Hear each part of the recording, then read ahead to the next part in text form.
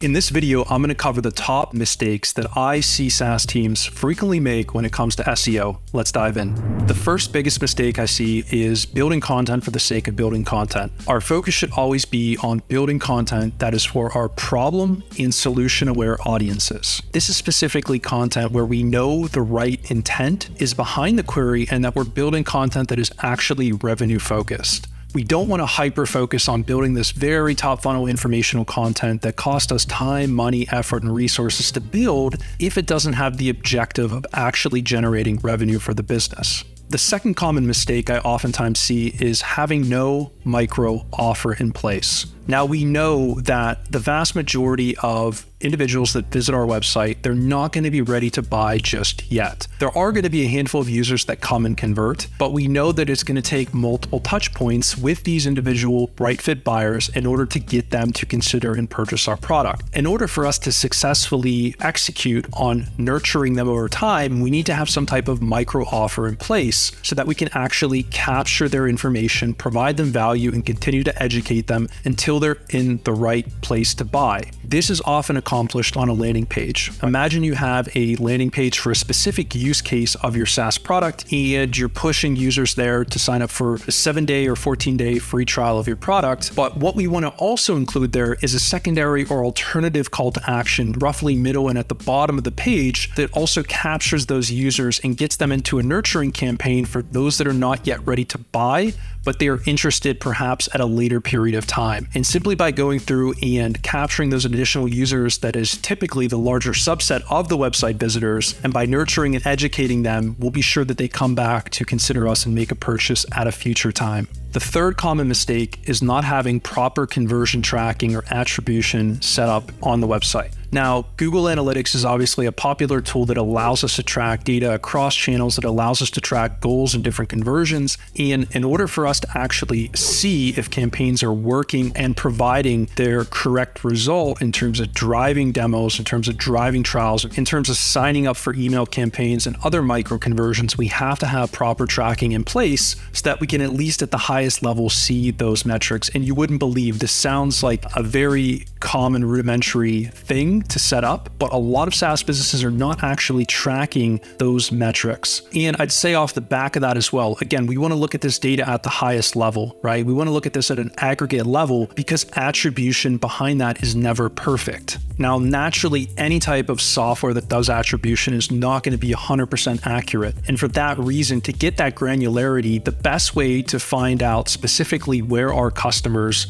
are coming from, especially if we're operating across different marketing channels, right? If we're running a podcast, if we're doing LinkedIn organic, if we're going to live events, conferences, we want to actually include during the sign-up process a field, a free text form field, in order to simply ask our customers where they heard us about. And that is going to give us much more accurate tracking rather than Google Analytics simply saying that X user came from paid ads or X user came from organic. That is typically not accurate, but that gives us a high-level idea of what our conversion metrics look like. And by adding that additional human interaction of actually tracking at the form level, we can get additional details to truly know where individuals heard about our software when they've converted. The fourth common mistake as it relates to content is not understanding search intent or Google intent behind a specific query or keyword. If we take a specific query, keyword, or a problem-based question and we put that into Google, Google will explicitly show us what it prefers to rank in terms of the top ranking pages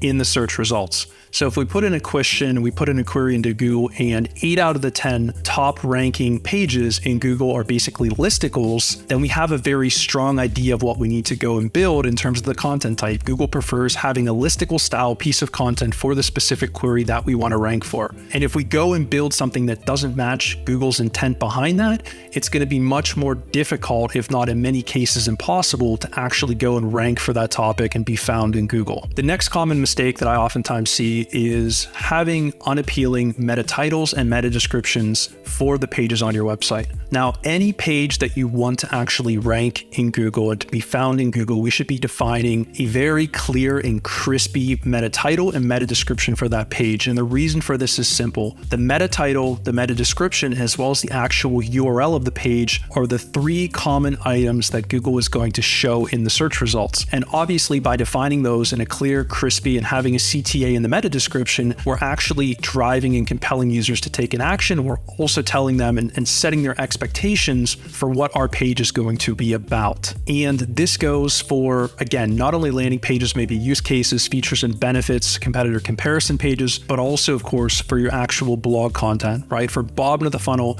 problem-focused blog content, you want to be able to stand out against the other search results in order to actually increase the click-through rate that you're driving to that particular page. The next common mistake is what I like to call the one-pager website. So if your strategy is focused on SEO, you need to have a page structure and set up individual pages that are targeting a specific topic, a specific primary keyword that you want to rank for in order to actually be able to rank for that term and topic. An example of this would be if you have 5 or 10 specific use cases for your software, what you want to actually go and do is you would build an individual page for each of those use cases. That will then allow you to target the right specific search terms and also allow that page to rank in search, because if you put everything on one single page and you don't have individual use cases or features and benefits pages, that's going to stop you from being able to actually target those terms and rank in search, because these pages will generally deserve to have their own individual page in order for them to rank. And this is not only important from the organic, from the SEO side of things, but it's also very important because this allows you then to divide those pages and focus on the one core problem for that use case or the one core problem for that particular solution that you offer, and really dive into that in your copy, where you can then focus on problem-based copy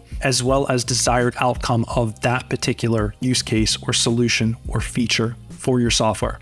Another common SaaS SEO mistake is having way too many pages indexed in Google. A common exercise that we like to do when we work with clients is basically get a crawl of all of the pages on the website and then start to make a page by page level decision on, does a page truly serve purpose of living in Google? And when I say living in Google, if you go to Google and put in site : the URL of your website, this will pull back all of the pages that are listed currently and indexed in Google. And in order for us to drive hyper topical relevancy to what our software does, we only want pages that have a reason to be found in Google to be indexed in Google. So anything else we can safely remove and take out of Google's index and only focus on indexing pages that have high quality content and that are of value to be actually found in Google. The next common mistake that I see is disregarding digital PR and link building. Every website needs a way to generate high quality links in order for it to rank in Google and to rank in search engines. Now, I have covered this topic extensively on different ways and tactics that you can use and leverage in order to build your link profile. But at the highest level, in order for your website, in order for your business to actually be found in Google, depending on how competitive your space and industry is, you're going to need to generate quality links from other websites, right? Think of other businesses that are in your industry. Think of news websites and other sources that cover topics that are relevant in your industry. These types of backlinks and this type of PR for your business is what's going to allow you to become an authority in the eyes of Google in your space. And without link building and without having content assets that are going to naturally build those links for you over time, you're going to have a very difficult, if not impossible, time trying to rank and be found in Google.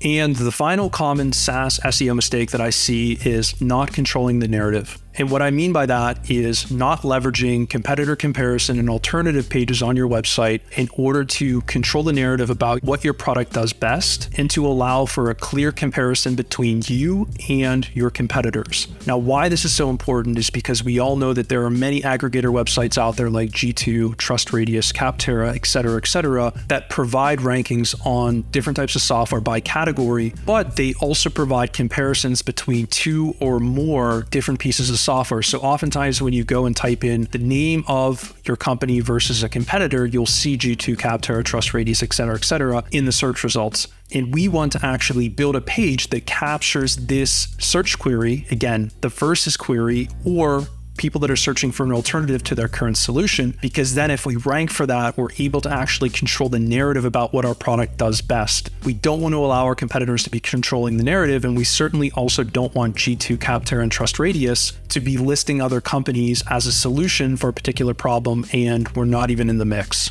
So that's a list of the top common SaaS SEO mistakes that I see SaaS companies making all the time, and exactly how I think you can fix each of those. If you think I missed any, let me know in the comments below, and appreciate you watching the video.